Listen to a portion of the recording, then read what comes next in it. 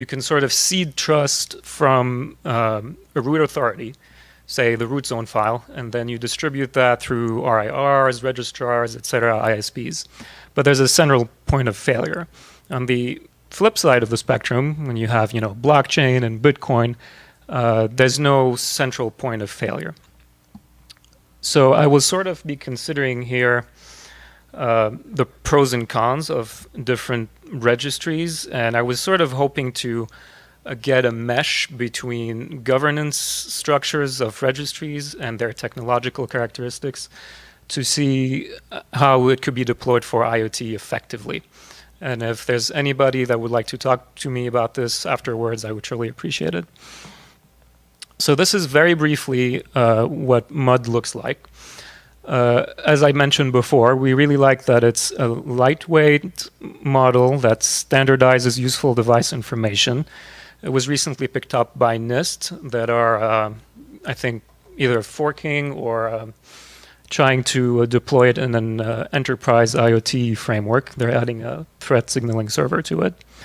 There's also no hardware modifications needed to IoT devices, but on the flip side, the drawback is it doesn't fingerprint legacy devices, and that is a big issue.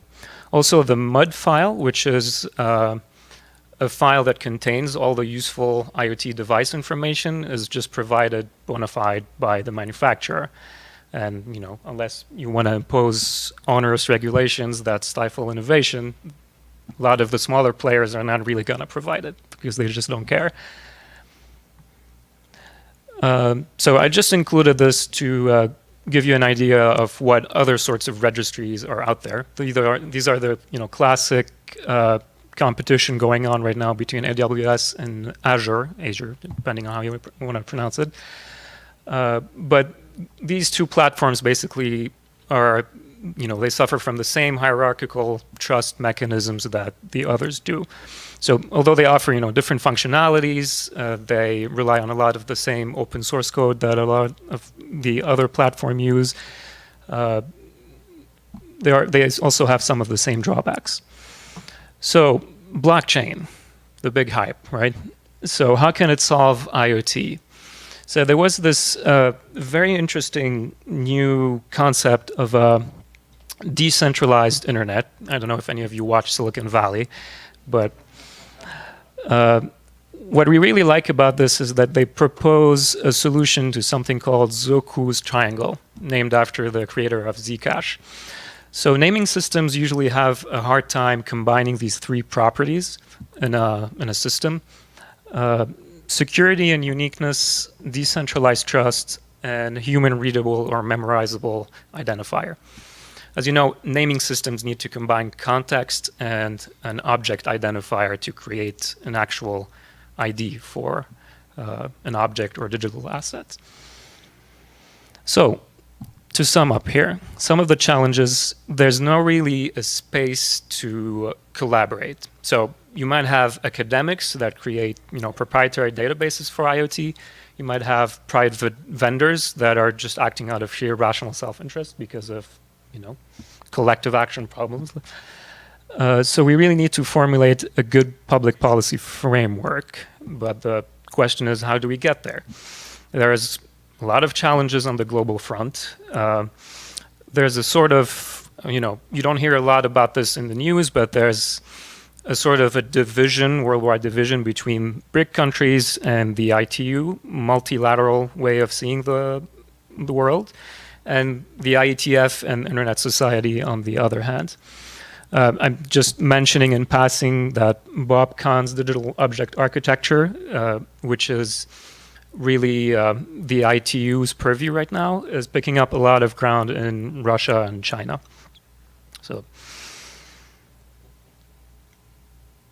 So this is basically our call to action for the IoT community, given that this is the Am The Cavalry panel.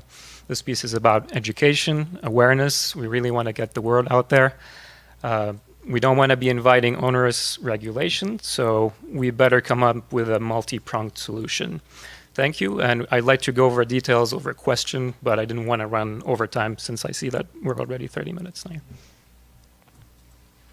All right. Thank you. Have you tried turning it off and on again? So, we're going to wrap up by talking about something that is actually currently underway. And this is not a new idea, but I'm going to try to convince you of two things. One, that this is the time that we can actually make it work. And second, that this is something that is really helpful for trying to tackle some of the problems that Jessica laid out, of really understanding exactly where and how to prioritize our legacy concerns. So who's heard of software bill of materials? Who's heard of SBOM? Okay, so we'll do a very quick overview. This may come as a surprise to some of you, but software is not hewn out of alabaster marble by Greek sculptures with little halos over their head, right? It's assembled out of parts.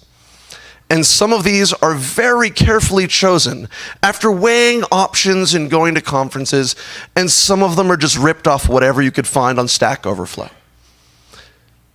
And the challenge is actually understanding how what we pick and put in our software affects the users of software.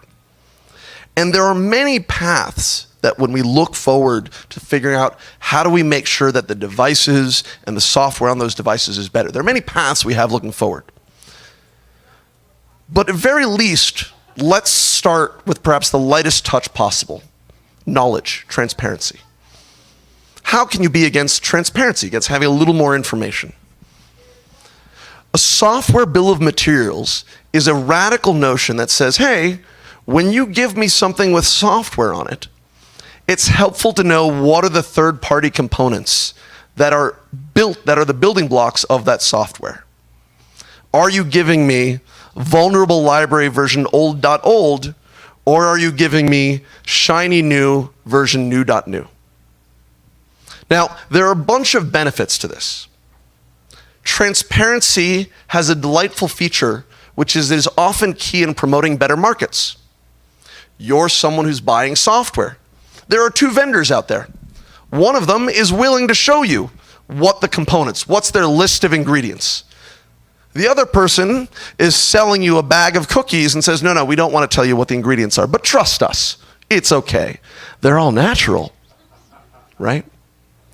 You're going to want to go with someone who has that confidence of transparency. In fact, I'll go you one further. If you have a good process for developing your software, for developing your product, pulling out this list of ingredients is pretty simple. It's actually something that works with a natural process. Heck, GitHub will do it for you automatically. So will Maven. There's an Eclipse plugin.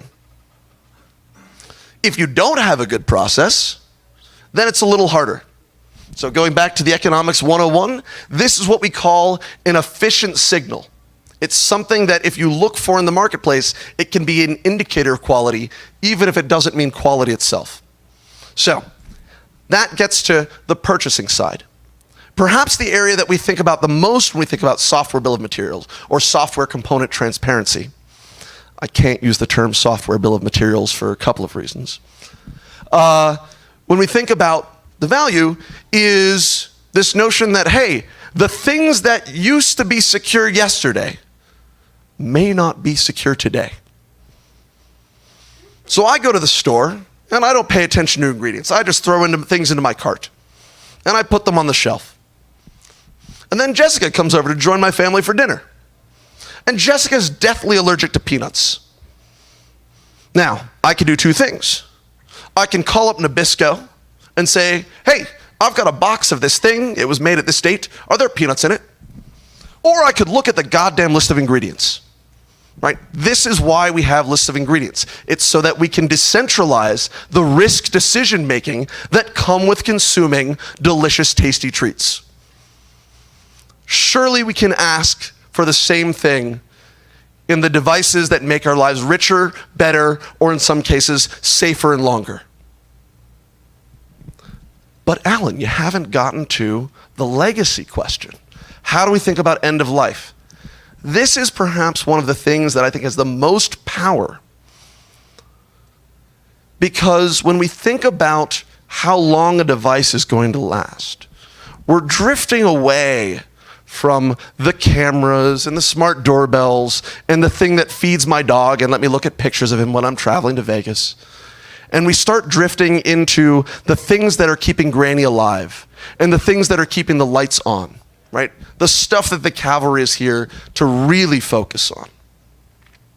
These are things with very long lifespans. They're technology hooked up to either really big pieces of steel or very well-engineered pieces of steel. It's all steel, I think. It's possible they make devices and cars out of other things these days. I'm not a material engineer. I'm on the software side.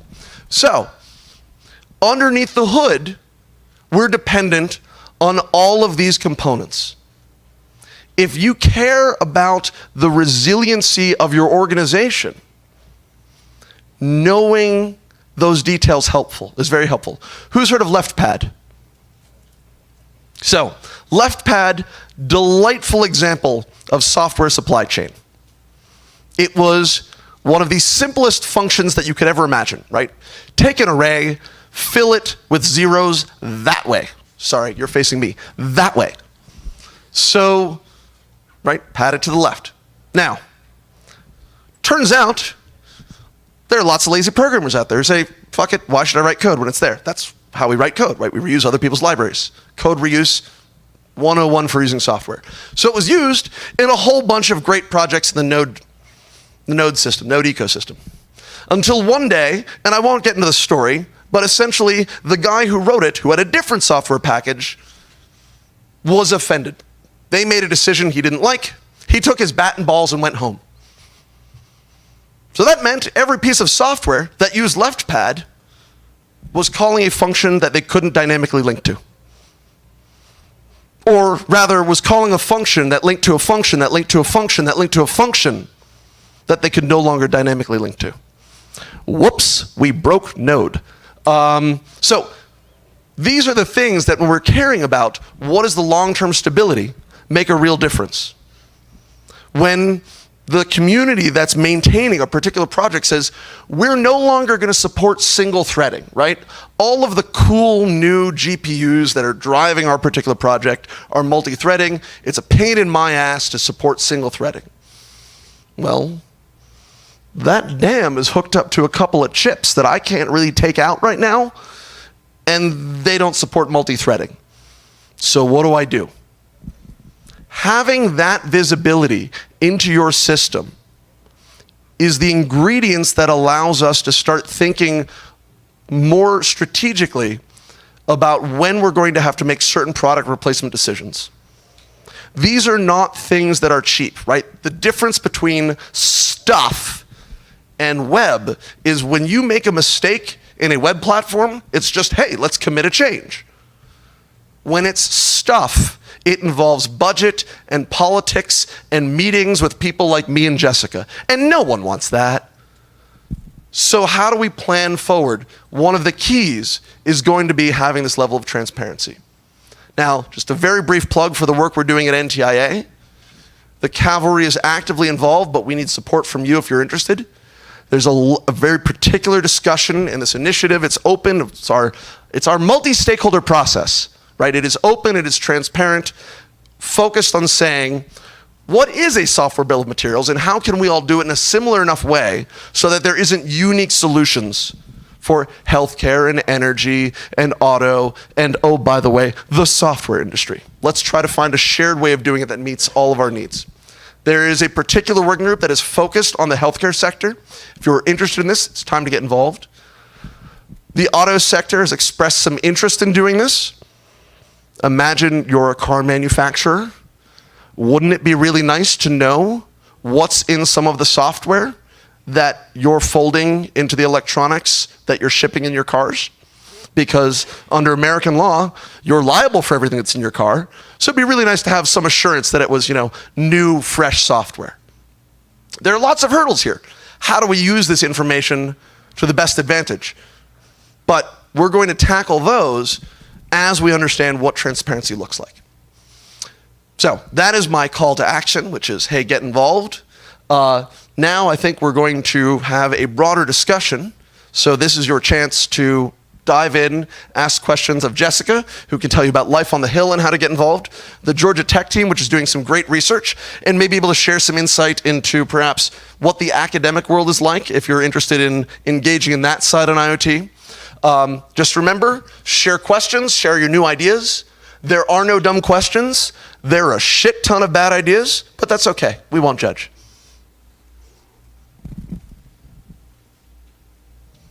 All right. Do we have a volunteer who can help with the roving mic? Hey, there's a guy in an orange shirt. We got Pete in the back.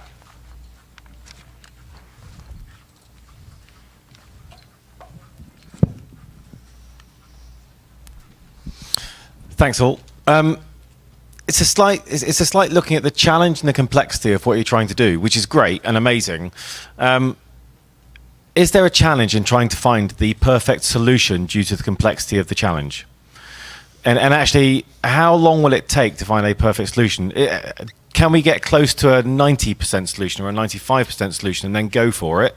Or do you think there is a 100% solution for this across the whole industry, across all the legislation, the whole lot? Can we get there? Or are we going to have to go for something slightly shorter than that and do it quicker? Are you asking this panel's opinion? Is the challenge all of IoT security? Yeah, well, software bill of materials, rolling it out, the international impacts of that, the whole lot. It's a big challenge and a big problem space. Finding the perfect solution is going to be really, really difficult across all the different stakeholders. So will we get there? And if we're not going to get there, what does the 90% solution look like? All right, tell me if this. Oh, it is working. Okay, great. I'll take that first. I think as trite and as cliched as this saying can sometimes be, don't let the perfect be the enemy of the good, but I think that's going to be the key here in software bill of materials.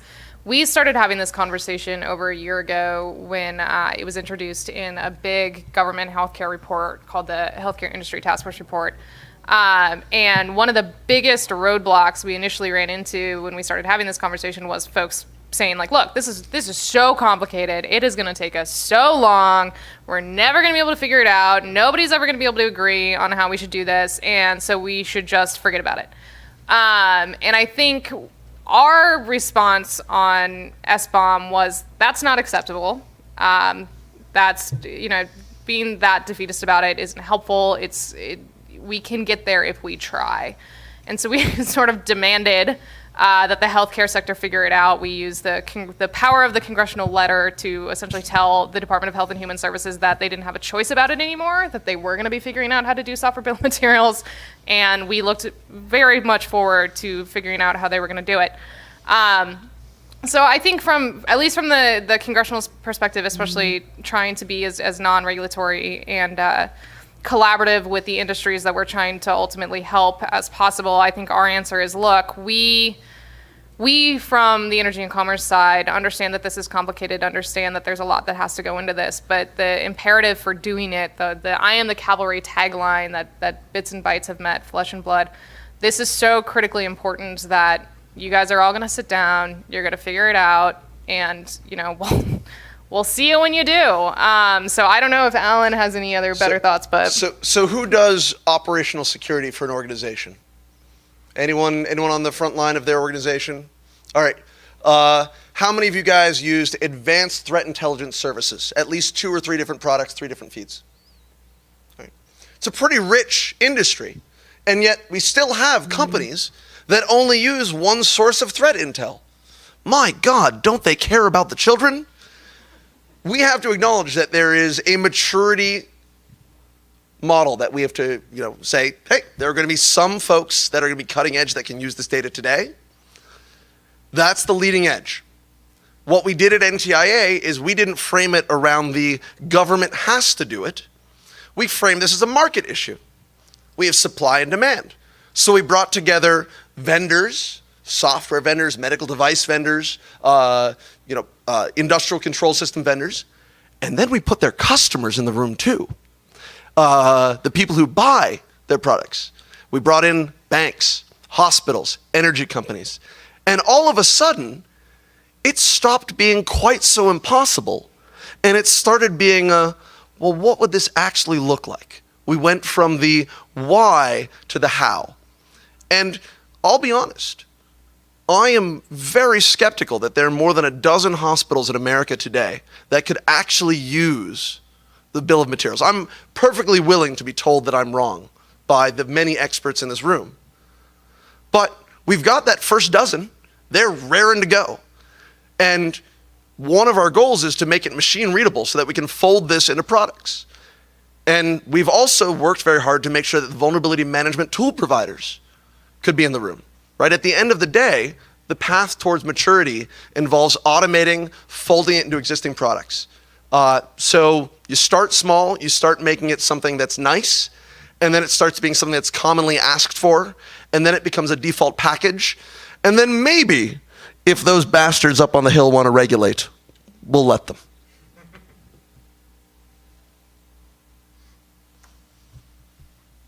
Further thoughts?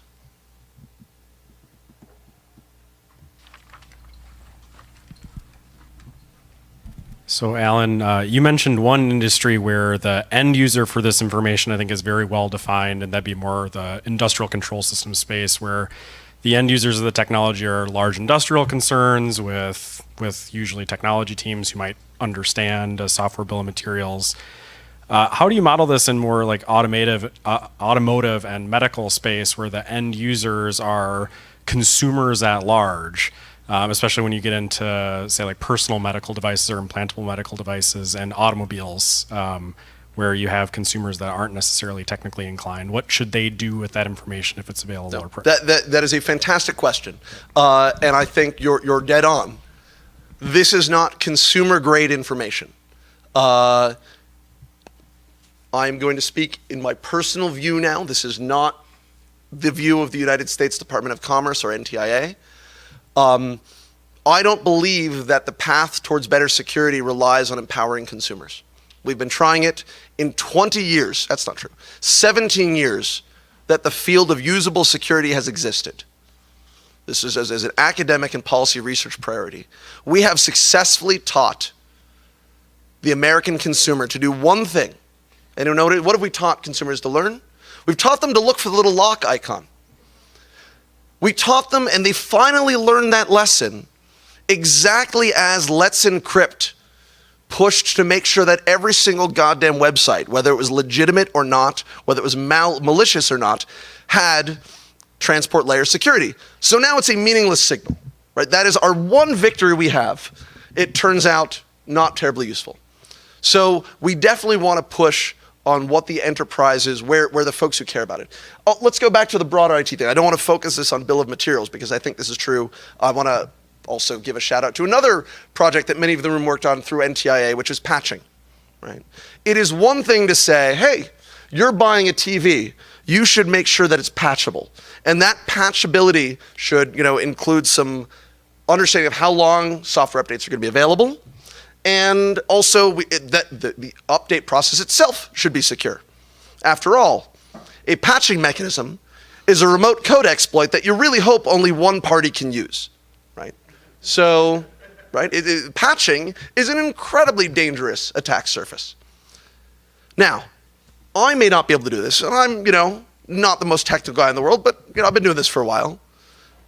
Who stayed in a hotel room last night? Who is absolutely confident that the TV in the room was not turned on and listening to you? Today, the hotels have a very strong interest in making sure that if there is a security flaw on the things that they have in 10,000 hotel rooms, they can fix it quickly. We need to empower them, because these aren't experts, right? Again, these are still people who buy TVs for a living, not security experts. We need to focus on how to empower those people to ask the right questions. So that was a long way of saying we're going to go with where the levers are. The auto industry is a great example where the end consumer may not be able to use the data today, but the auto manufacturers would love this data today. And so let's promote it and put it in their hands. What happens to it tomorrow, we'll figure out. That's between them and their regulator. Right, Doug?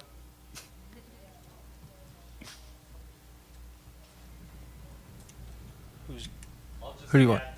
Oh, yeah. Please.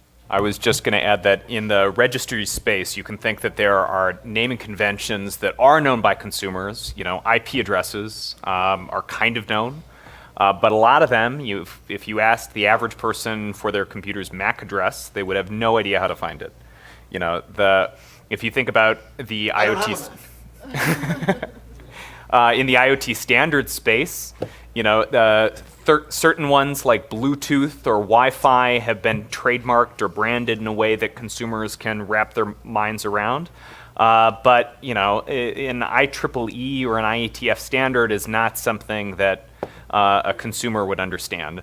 And so even if consumers can still benefit from both standards and registry-based naming conventions that they might not have to interact with.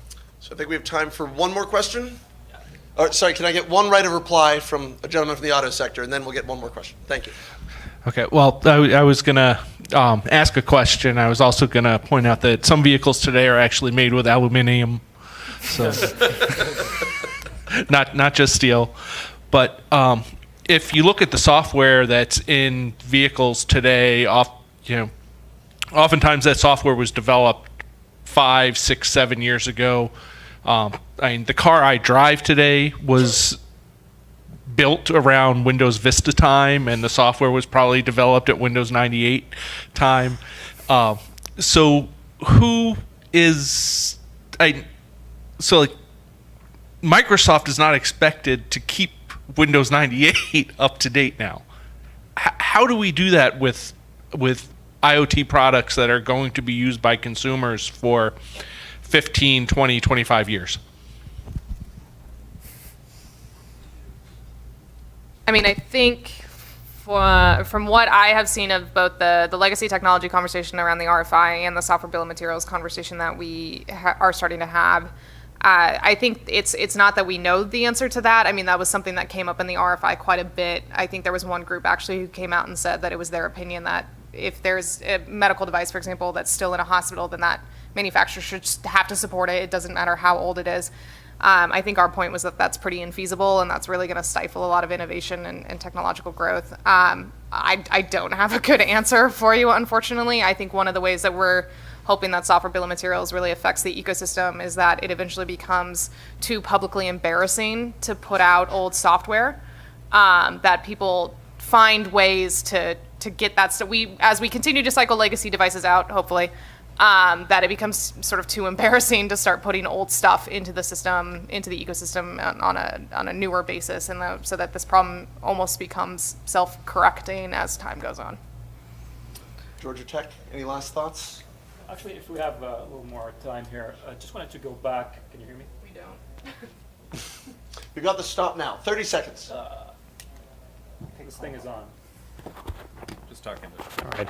Just wanted to go back to the S-bomb train of thought here. So we don't really hear a lot. This is just for the sake of hearing both sides of the argument here. We don't hear a lot from the manufacturer's perspective and their reluctance to really implement S-bomb. What would you say, Alan, would be like the top 3 ways to address their concerns, and like how would they perceive this as really onerous and stringent imposition on behalf of government? So I'm getting penalty time. So first, just make it clear, we are not interested in regulation at the moment. There are others who want to. But the second is context. Vulnerability may not mean exploitability, and so we need to find a way to communicate that. But I think we are now well past our time by at least a minute, thanks to the grimace of the gentleman in the orange shirt. So I want you to hopefully thank the Georgia Tech team and Jessica. Thank you all so much. Just a reminder, if this was awesome for you like it was for me, I think we have public ground going on until about 7, right? Today and tomorrow.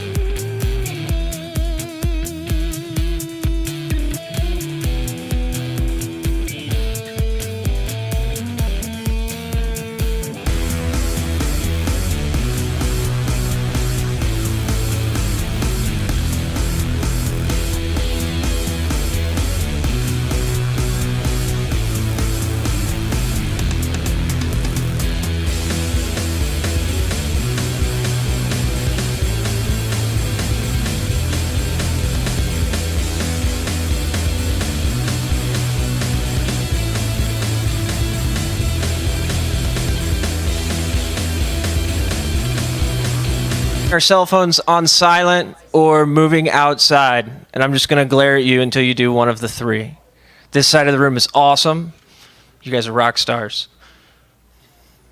Those guys in the back, though, I don't know about them. All right, so good afternoon. Welcome to B-Sides Las Vegas. I am the Cavalry. This talk is cyber safety disclosure. It'll be a panel given by Nina Ali, Suzanne Schwartz, Jay Radcliffe, and Josh Corman. Before they get started, I just wanted to thank our sponsors, Amazon, OAuth, Talos, Semel, and Humio. It's their support, along with our other sponsors, donors, and volunteers that make this possible. With that said, let's get started.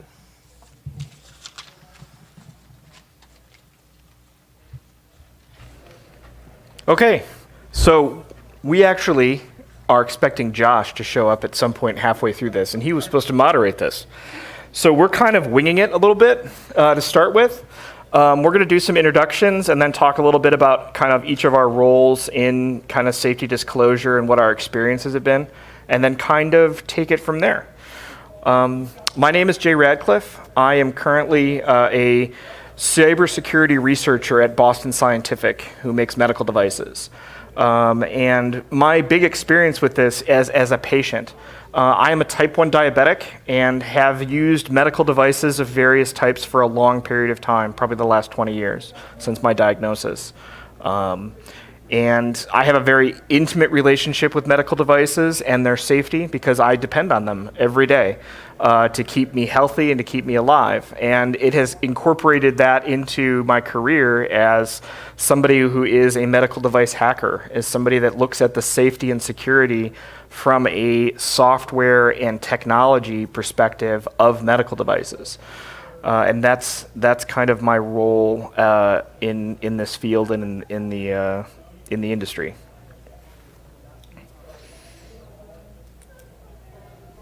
Hi, I'm Suzanne Schwartz from the FDA Center for Devices and Radiological Health. And before I talk about the FDA, really what I wanted to do was take a few moments on behalf of FDA to recognize, to really acknowledge the work that I Am The Cavalry has done over the past 5 years, and to really state how important the contributions are that all the security researchers have contributed to the medical device ecosystem. We highly value that work. It is extraordinarily important to advancing medical device cybersecurity and moving the ecosystem along.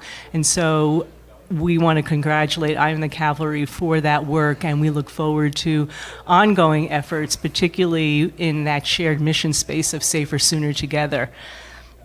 So with that, just a little bit of framing around background of FDA's work in medical device cybersecurity. Our emphasis has been very much on building the community, on really building that collective and that collaborative atmosphere.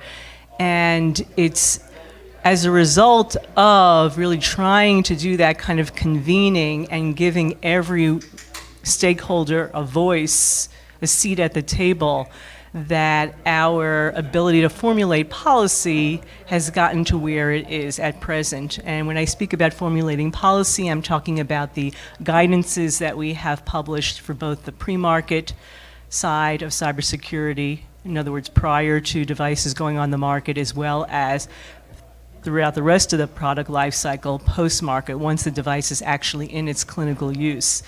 But this has been a very arduous journey, one that we at FDA have been learning as we go, along with all of our partners. And there have been, a fair number of hiccups and challenges along the way. Very much a part of what does it take to mature an ecosystem, to mature the sector in an area that it has been at a very rudimentary level as of at least a few years ago. And granted, we've seen a fair amount of progress, but it's more than just taking the tools that we're able to deploy out of FDA, the tools out of our toolbox, but rather what does it take to change culture, What does it mean to change hearts and minds and to really bring everyone together? And that's where utilizing the research community has been so very, very important.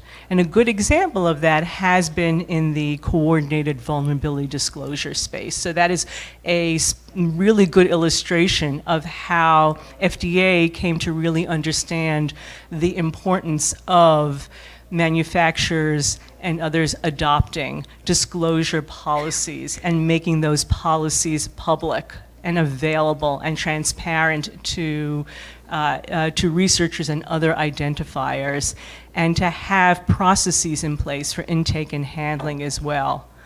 So while we have seen some good steps, some good progress forward with respect to adoption of disclosure policies and coordination around vulnerability disclosure, there's still a long ways to go. And then we can talk about what some of the difficulties and challenges are as we continue with this panel. But I'll hand it over now to Nina. Hi, can you hear me? You can't hear me. Can you hear me now? Better? Super good? Okay, so I'm gonna hold it like this and look awesome the whole time. Good? No. Let's do this. Can you hear me now? Okay. So I'm Nina. I own the DEF CON Biohacking Village, and one of the one of the medical devices that I work on is the electronic medical record, which in my eyes is the ultimate record. It's the ultimate medical device, but it's not actually considered a medical device. My main issue with it is that it's built on a lot of antiquated technologies. And this year, with the Biohacking Village, what we decided to do was to build it out. So under normal circumstances, last year, the year before that, the year before that, it was a lot of security talks. Everything was someone up there giving a presentation. And last year, we were looking at the situation thinking, this isn't the whole ecosystem. This is not everything that happens with medical. So how do we make this better, and how do we make it whole? So what we did this year was create a medical device village along with the talks and a wet lab. So building all of that out, it gives the researchers a better idea of how medical actually works, and you can get your hands dirty and touch everything and get in there, deal with, talk to the manufacturers, get better insight into what they're doing, how you can help, things like that. So just touching on what you said, some of the challenges that we have normally faced is trust. How can the manufacturers trust us as hackers, information researchers, to give them the right information, and how do we get them to trust that we're giving them the right information so that they can maintain the integrity and the safety of these devices? So since we don't have a moderator, my question back this way is, as a patient and as part of Boston Scientific, how do you guys deal with that? And then how does the FDA further accommodate things like that? Well, from the Boston Scientific perspective, we're just kind of starting this cybersecurity program there. And it's very interesting. When they brought me in, they gave me this large list of legacy devices. And they said, we need to make sure these legacy devices are safe, but we also need to make sure that the devices that we're making going forward are safe. And we're seeing a huge demand from healthcare delivery organizations. They don't want to buy devices that are insecure. That's crazy, right? They actually are doing their homework, and they're asking lots of questions of us of how we are testing these devices. How are we guaranteeing that these devices that they're buying are going to be secure not only now, but secure going forward for the next 5, 10, 15 years even. Because medical devices are not something that are like your cell phone. They don't get replaced every year and a half. There's something that usually lasts a long time, and that industry is used to having devices last for 10, 15 years. So when they make that investment, they want to know that those things are going to be updated and secure going forward. Now, this presents a large problem because there really isn't an operating system out there that gets support for 10 to 15 years.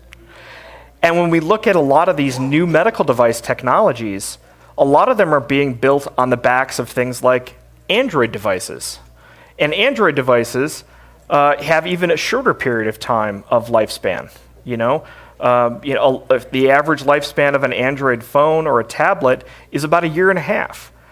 And if you know anything about the medical device world, it takes longer than 1.5 years just to develop a medical device.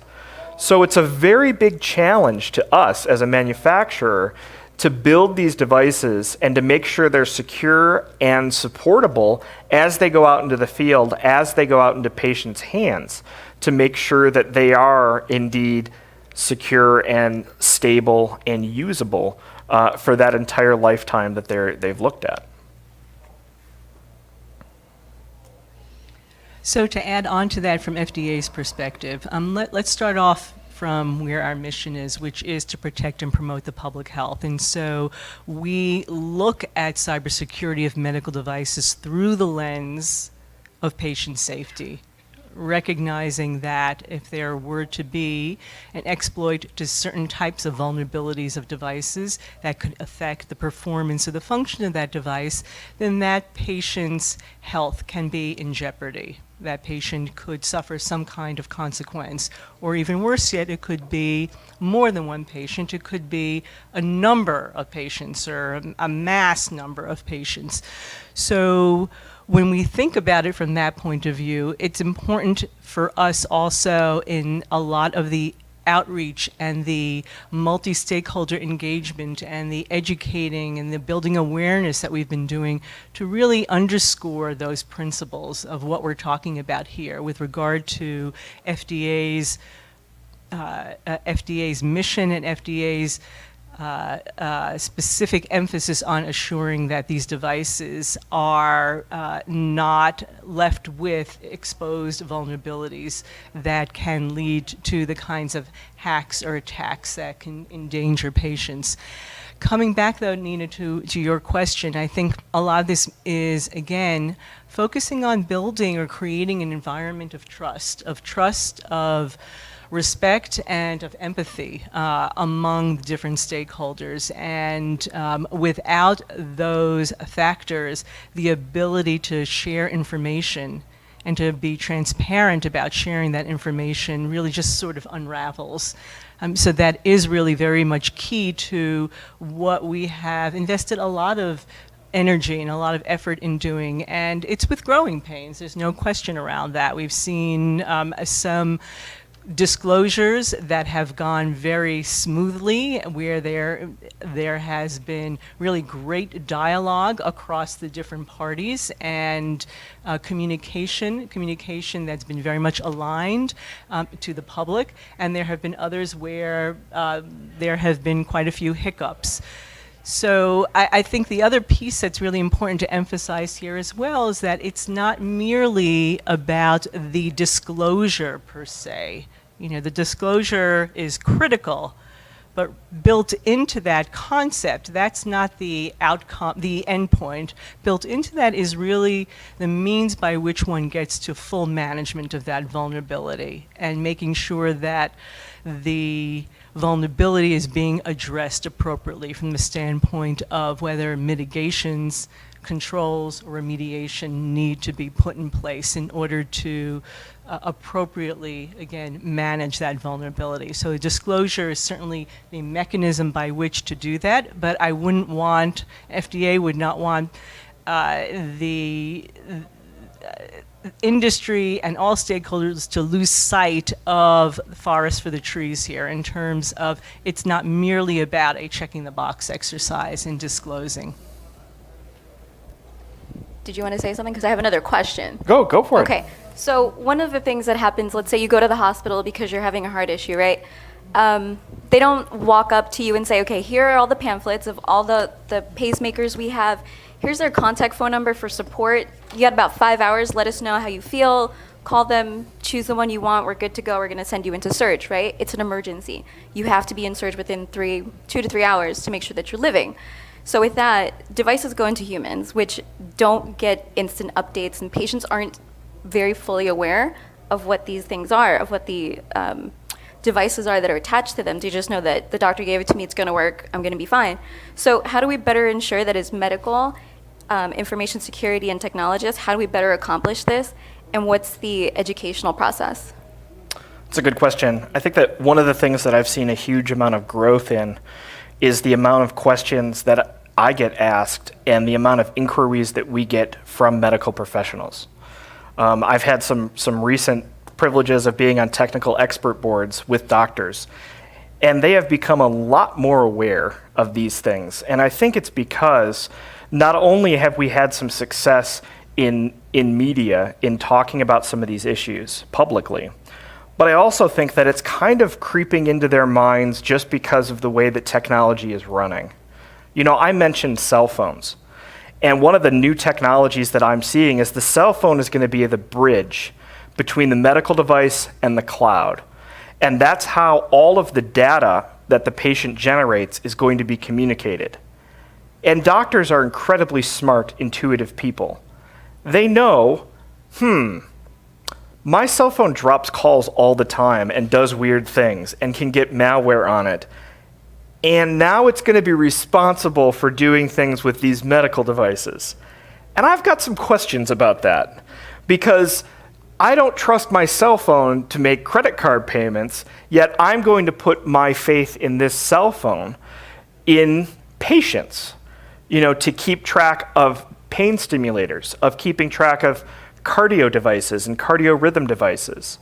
And we see this technology being used more and more, and doctors are starting to question, is this safe? Whereas before, it was very abstract.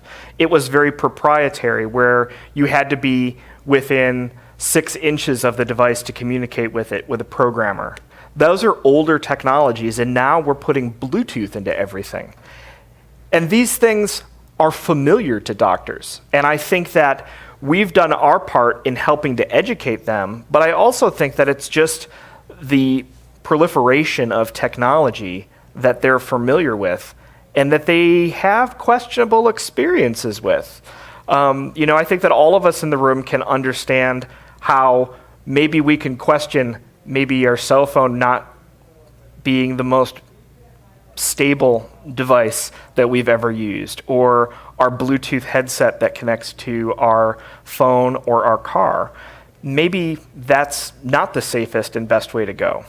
But it's not to say that it's not safe, but doctors are asking those questions to determine if those types of devices are safe to use. So I am seeing a lot more doctors asking questions about that technology. And even though patients might not have the immediate decision-making capability, whether to choose their device or not, or to choose to have that device have Bluetooth capability or not, there's certainly doctors looking out for their patients' safety in that regard. So that's very encouraging.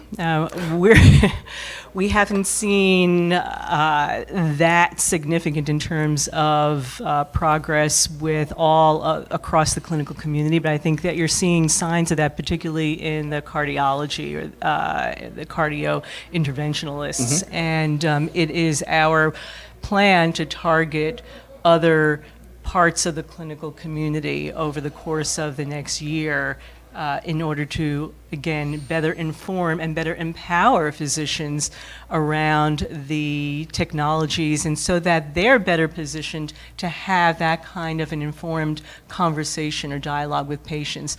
We think that educating patients is really critical here, and that because those dialogues also are happening between the patient and the provider, it is important that the providers feel a level of confidence in what it is that they're able to communicate, and that they could put it in language that a patient can understand and can make together with their physician a decision based upon, you know, what's put in front of them in terms of devices. So this is an area in terms of communications and better education that FDA, working together with different clinical societies, working together with various patient groups, is going to be really important as we go forward. I have more questions. So, shameless plug time. I Am The Cavalry does a cyber security summit. They did one in Arizona, and we did one in New York. So where we talk about the emergency preparedness of medical facilities, hospitals, ambulatory centers, things like that. So I know you were involved in it. Are you? No? Okay. So no. essentially what happens is we escalate the situation. You know, at first one computer goes down, you find out there's some ransomware, and then by the end there's mass chaos, havoc. It's amazing. You ever get the opportunity to go? You should. So what lessons can we learn from mass emergency medical downtime, and how do we ensure patient safety with disclosure of ransomware and breaches from the hospital systems or the ambulatory systems? Are you asking me? I'm asking both of you. Okay.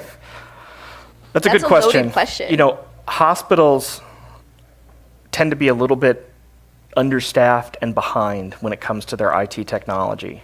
And there's a lot of struggle that goes on in that ecosphere of even having a solid inventory of all the devices that are in your environment. And being prepared for that is something that is a very scary situation, because I don't think a lot of hospitals are prepared for it, in my experience.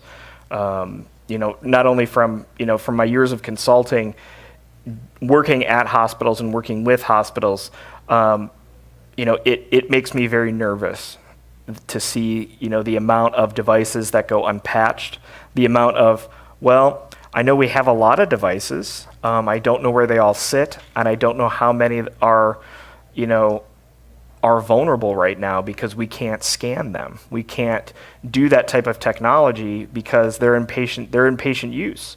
And devices that are 10 to 15 years old, they don't react well to scanners, and they don't react well to a lot of the modern technology. And when you have somebody hooked up to a respirator or an infusion pump, and you scan it and it decides to reboot and take 5 minutes to do that, you might harm the patient. And that's something that I think that every hospital and every medical device, everything in medical centers around the patient and making sure the patient is safe.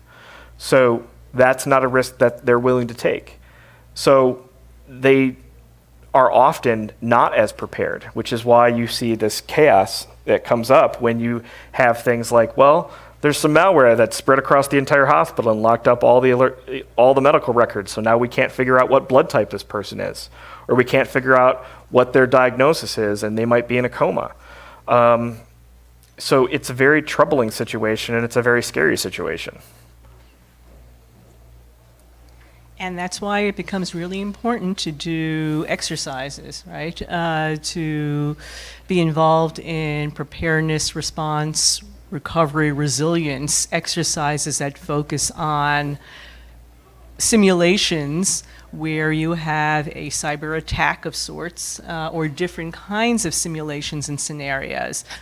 We think that this is really very important, and hospitals, as part of their hospital preparedness programs, do this for other types of hazards all the time.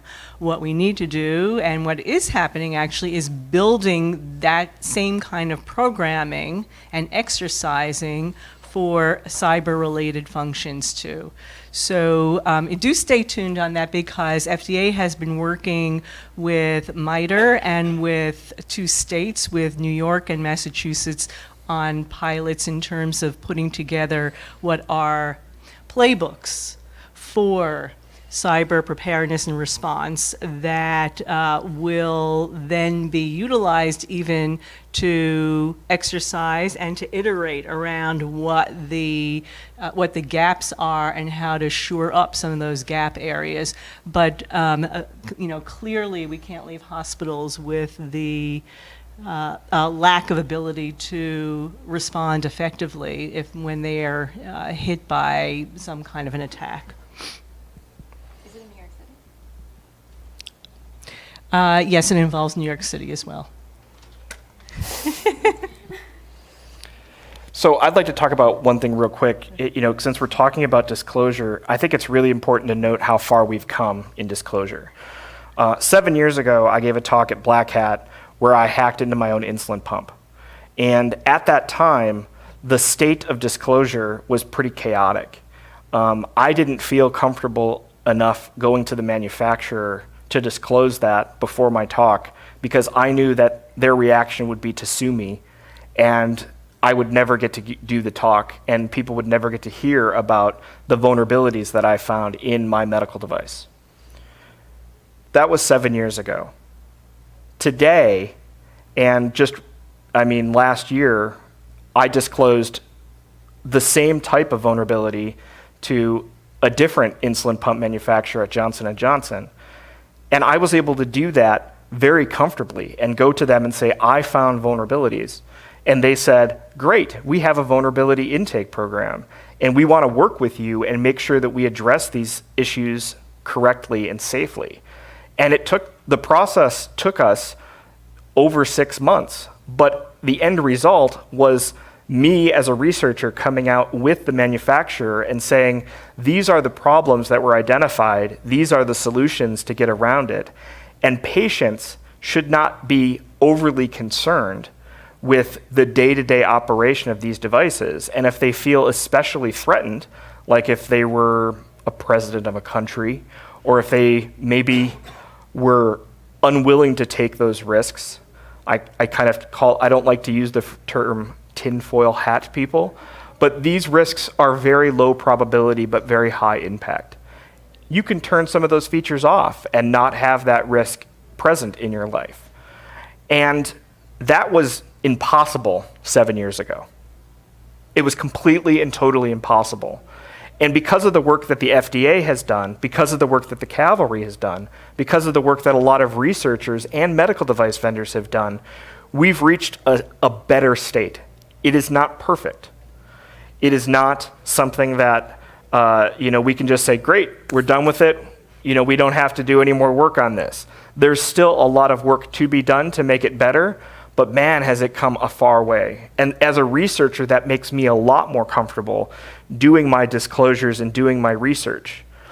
We've even gone as far as to getting exemptions to the Digital Millennium Copyright Act to make sure that researchers that are doing good can do the type of research that's needed on these medical devices. 7 years ago, when I did research on my own medical device, I had to do it with one hand tied behind my back because I didn't want to risk going to jail. That was not part of the plan.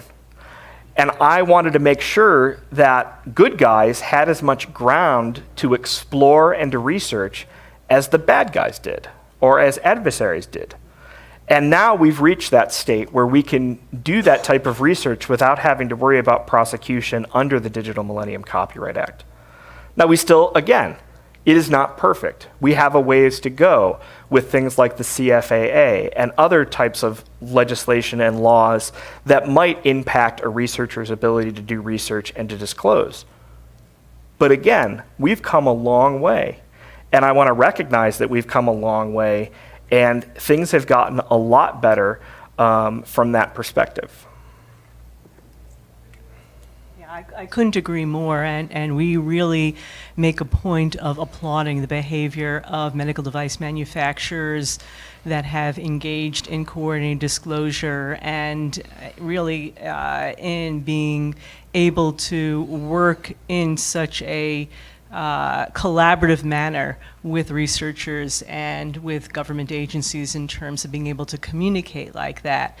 I think that where we want to be, in terms of setting goals for the next 12 months, is to see even greater adoption across manufacturers, because we have more than a handful. I'd say we have 2 handfuls of manufacturers that are champions in this arena. They are really at the leading edge, and they've really put themselves on the line, I have to say, with regard to disclosures, because the media or the press doesn't necessarily understand or perceive right now that making those kinds of disclosures is actually a sign of greater maturity and of transparency.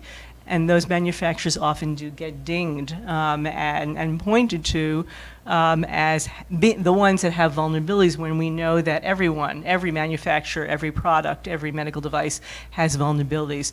So one of the challenges that we see as we go forward in this next year, in this next phase actually, is trying to get a better grasp on what are the hurdles? What are the perceived obstacles? What's hindering medical device manufacturers, the bulk of them, from actually adopting these policies and participating in coordinated disclosure?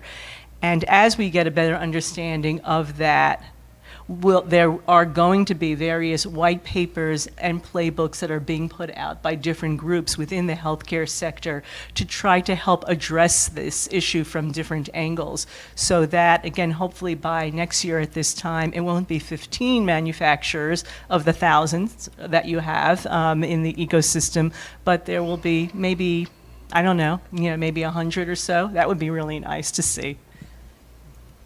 I have a question for you, Nina. I didn't know if you wanted to talk about what kind of protections that you put in place in the biohacking village for coordinated vulnerabilities that are disclosed or that are found during that process. It's more of a Bo question. Bo is the lead on the medical device village, so I'm going to hand it to you. Thanks. Turn it on? It's an on button. Do I have to turn it on always? Okay. I'll go stand in your eye line better.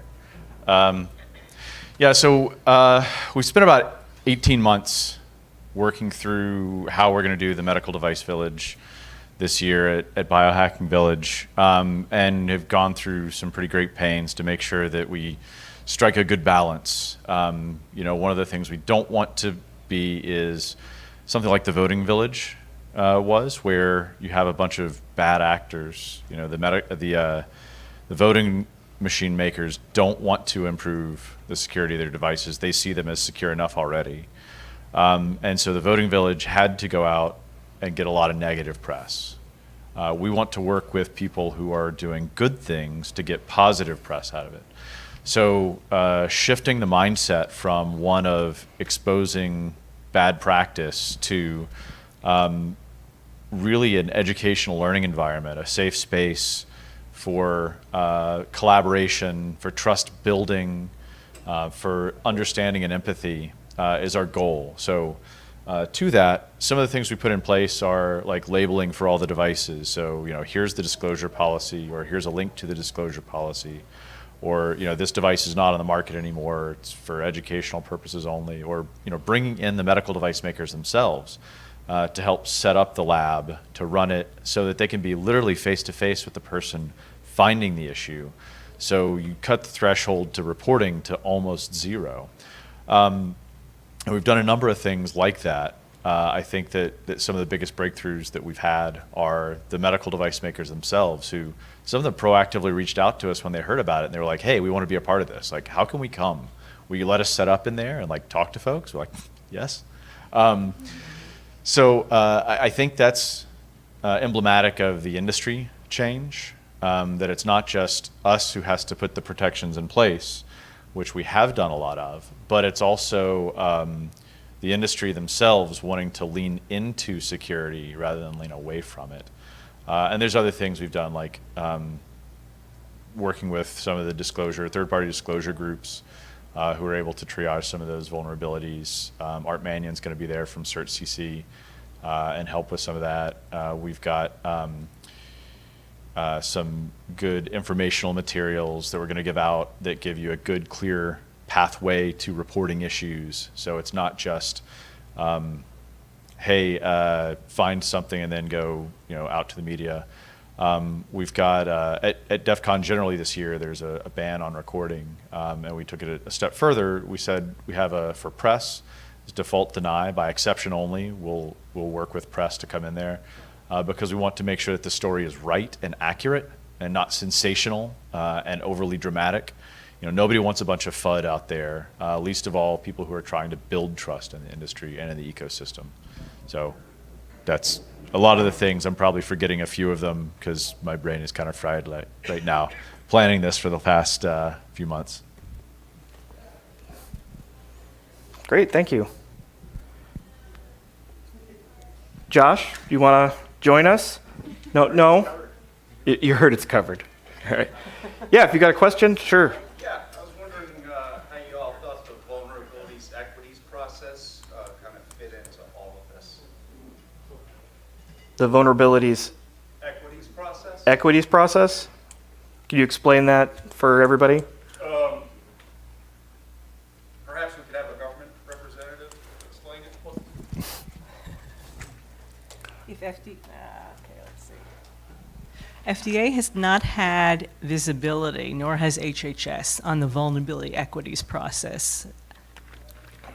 So, the concept behind it, and Sean, you may be in a better position to explain it than I can, but the concept behind it is to make sure that with respect to vulnerabilities that were they to be exploited could be, highly catastrophic from a national security perspective, that those vulnerabilities be kept within very constrained circles within government, and that in certain cases the manufacturers would not be aware of those vulnerabilities, and that they can be used even potentially in an offensive manner as well. So that's a fantastic explanation, much better than I could. Thank you for taking the time to say that, and also for all the fantastic work you and the others here have done. So I'm not going to go into names, but you all know who you are. But yeah, I just wanted to throw those three little words out there and see what folks thought. Yeah. So how do you envision the federal versus state versus local role in managing risk caused by vulnerabilities in not just medical devices, but IT systems and hospitals generally? So obviously the FDA has the post-market guidance, but how do you see states coming into play?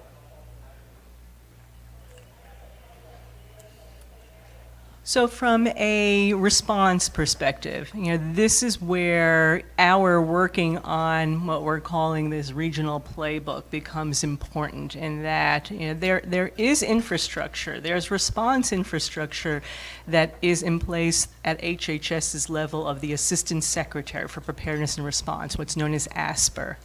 And ASPR has connections, into the states through what are called regional coordinators. And those regional coordinators also cross into the different states' public health departments, as well as with hospitals as well. What we're proposing is that education has to, and that linkage needs to expand again beyond what are all hazards types of responses for which that ASPR network has been set up, so that the parties that would be engaged from a response standpoint really understand what it means to deal in the moment with a cyber-related type of an attack as well. So it would leverage that same type of a network. What we've done also through the work thus far in building a playbook and in reaching out to states is to have discussions with those states' departments of public health, as well as with various parts of the regional coordinators there, and with the hospitals. Just again, taking even lessons learned from there, and leveraging those. So you see it as mostly a right of boom role, not much in terms of managing risk on the front. Yeah, I would say so.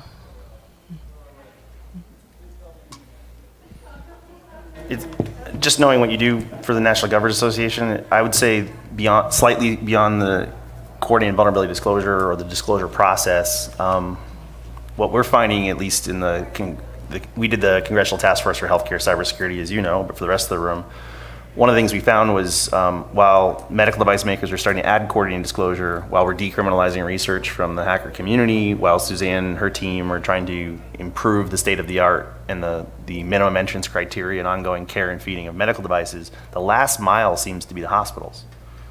And one of the things I think a role for the National Governors Association or for the state and local is to try to drive things like our Cyber Med Summit, where we did clinical hacking simulations and tabletop exercises with state and local government and hospital administrators to have a very visceral and palpable experience on how underprepared they are for this new form of weakness against accidents and adversaries. So I wanted to see like a 50-state initiative, or maybe go to the major cities in the U.S. that have some sort of mecca around medical, like Boston area, Minneapolis, you see Sinai in LA, but the people that see themselves as leaders in this profession, were they to start doing this because their governor asked them to, or their mayor got involved and took a personal interest in disaster recovery or preparedness or some sort of national security exercise, I think it would create fertile soil for all the great work that you've already heard of today. So I think their role is really to be a better receiver of the good information, and to date we haven't really leveraged that, because we, at least from the cavalry's perspective, we found it hard enough to try to break through into federal government, let alone 50 states or even more cities. So it's very overwhelming to us, and we need guidance and leadership from you. But I would say getting that awareness level up may better leverage all the good work that we've already talked about. We'll talk. So for that, I live in New York and New York City. So as far as the local, state, and national is concerned, 9/11 happened. It was a really real thing. And I'm not sure that we actually learned anything from that. Hospitals are 24 hours, 7 days a week, 365 days.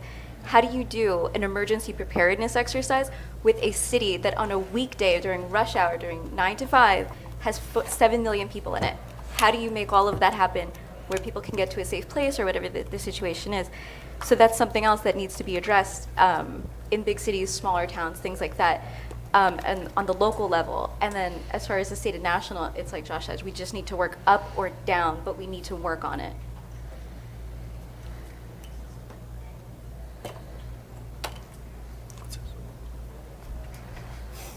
Do we have any other questions?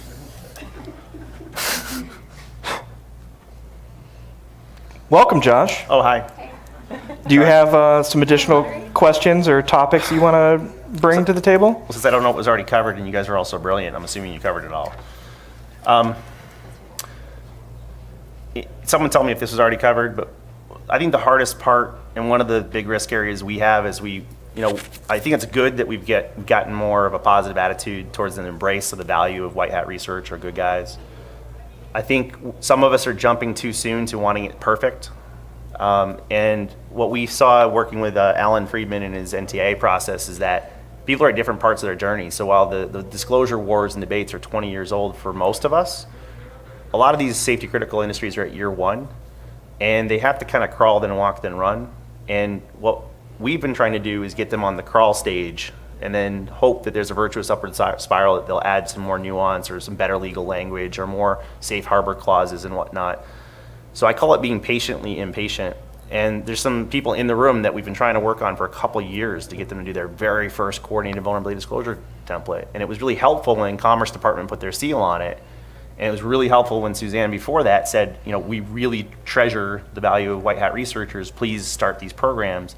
And we are making strides, but I think to get to that next level of adoption, we have to almost think like a product manager and look at what are the use cases that are keeping them from doing so. What's that one little stuttering block? Because in a lot of these cases, it's one little phrase in the NTI template that prevented them from having any program. So you know what we started doing? We said, just cut that line. I would prefer you have it, but cut that line. Get started.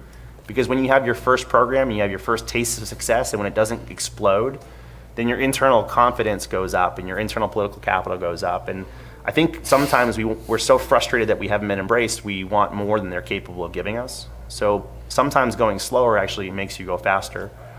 And I want us to have some level of relentless attachment to the goal of high trust and high collaboration between researchers and bug receivers. I also want us to have a pragmatism to us that gets us there faster. Sometimes, slow is smooth, smooth is fast, and we haven't really demonstrated that patience. A little bit of patience up front tends to start the process, and then you can accelerate into the curve. And I think we have a lot of proof points to that effect, but that's kind of what I wanted to add is I just started my own coordinated disclosure program now that I'm back in the private sector. It was hard to get through the general counsel, really hard. But we got something through, and I narrowed the scope down to maybe one product. And someone could criticize that from the outside and say it's not perfect, but I think that patience, when the first few disclosures we're getting in right now aren't going to backfire, people are like, oh, this isn't so bad. Oh, I can see the value in this. And then you can expand from there. So we have to look at this as more of a marathon and not a sprint. And what I ask my hacker colleagues is, don't be so purist about it and don't overplay the trust we started to experience, but help people get where we want them to get by understanding where they are.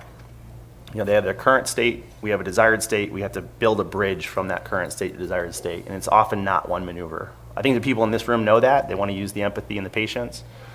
And I wanted to go a lot faster than many of us have experienced, but I think if you squint, we have a graphic that Nue made for us that showed like 18 parts of the US government in a 2-year period enthusiastically embracing the value of coordinated vulnerability disclosure. I said this earlier this morning, but if you weren't here, Art Manion did a Senate testimony a couple weeks back about the Spectre and Meltdown disclosures. And both the chairman and the ranking minority both implicitly articulated, almost perfectly and implicitly articulated the value of white hat research. They were actually critical of the response from industry.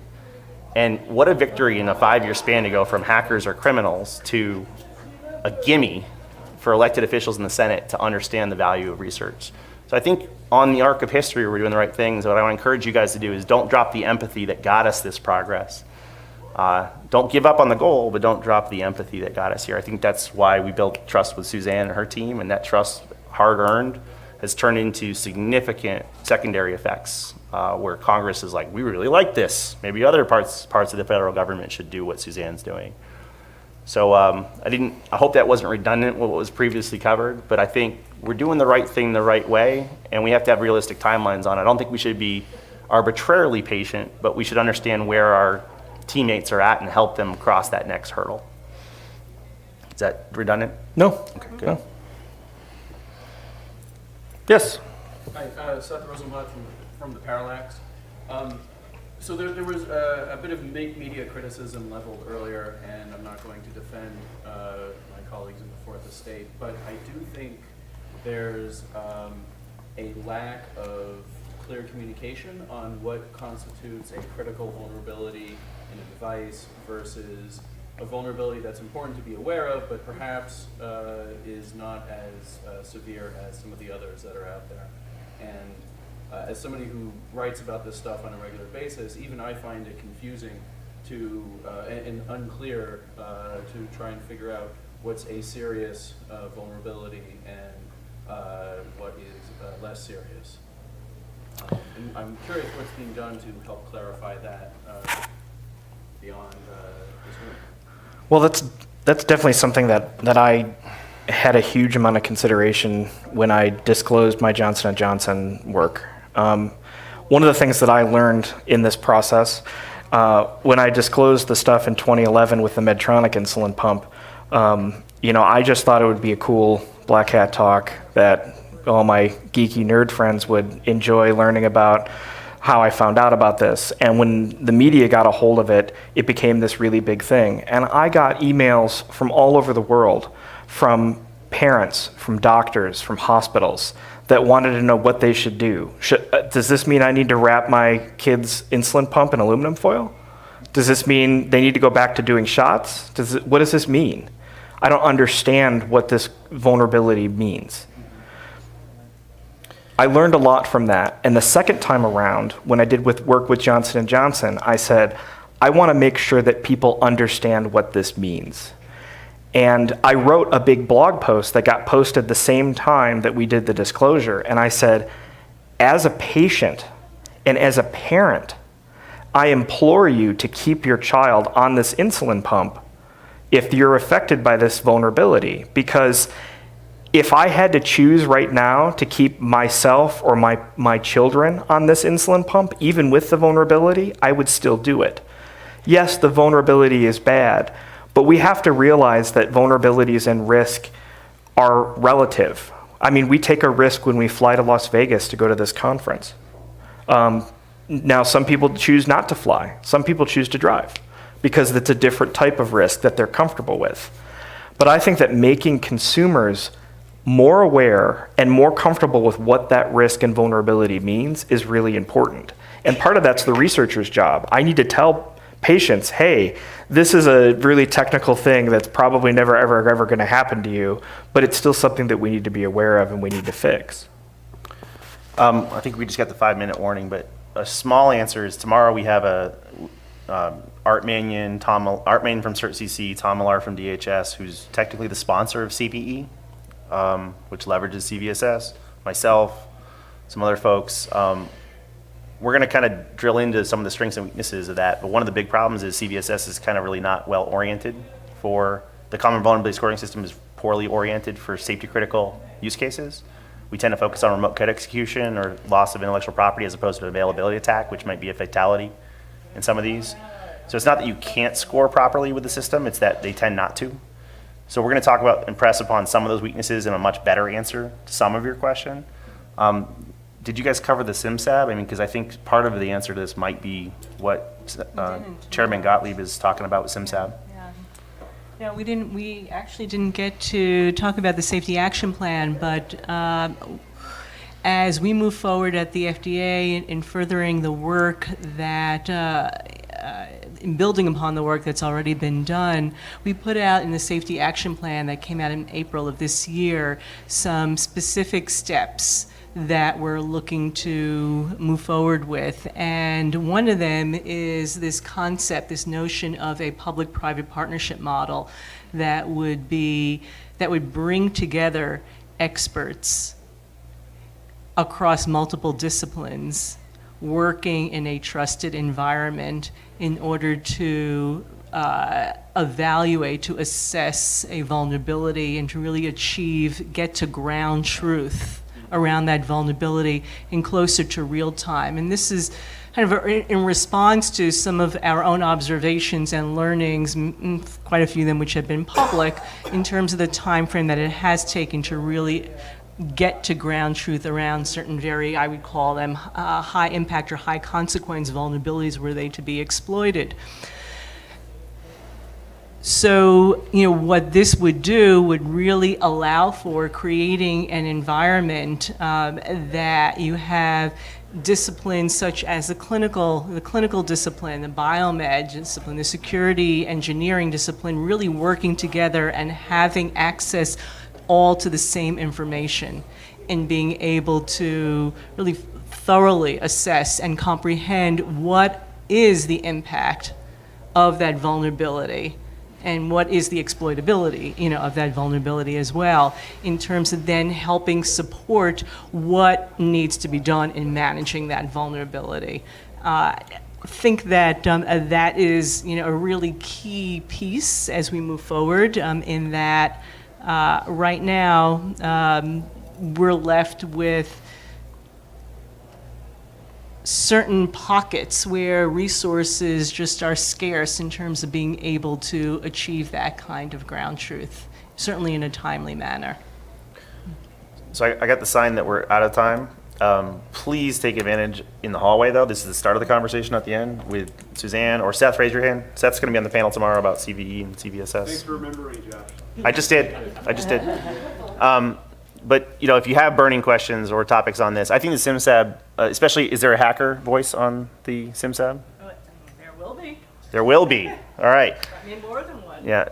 I mean, this is, if you're here this morning, if there's a pacemaker attack, do people get tired, or is there a loss of life potential? And I think something like this stands a good chance to get past the noise and the posturing towards actual ground truth. So thanks for your time. I think this is the end of the track today. But please avail of the opportunity of two very senior people in the FDA here to answer your questions and be good colleagues. Thank you.